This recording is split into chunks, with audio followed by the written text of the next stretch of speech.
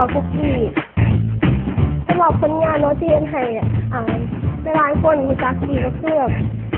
ได้เข้าร่วมโครงการประกวดนางสาวลาว2009แล้วก็ได้รับตำแหน่งรางวัลอันดับ3ในสนใจประชาชนแล้วก็นิสัยจริงๆนะคือจะเป็นคนที่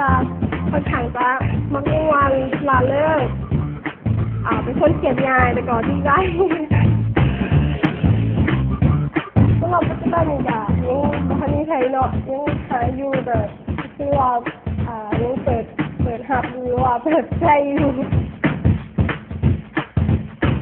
เราจะดีใจเนาะที่ว่าจะกลับมาที่สนใจหรือว่าจะกลับมาถ่ายให้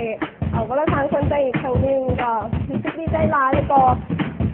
บุกคิดเนาะบุกคิดว่าตัวเองตัวเองเขาเป็นหนึ่งในเศร้าสนใจหรือว่าใหม่สนใจของทุกคนเจ้าจะถ่ายน้องชีเองก็อยากฝากถึงกับแฟนๆก็แล้วทางสนใจหรือว่าผู้ว่าเพื่อติดตามผลงานทุกทีเนาะก็ให้ช่วยโหวตหรือว่าช่วยเชียร์กีแน่ทุกทีเนาะไม้เหล็กเทศูนย์เก่าแล้วก็ช่วยโหวตช่วยเป็นกำลังใจให้ทีเด้อสนับสนุนโดยน้ำดื่มหัวเสือใส่บริสุทธิ์ทุกสิ่งต้องการอีฟจุดประกายคนทุกสื่อ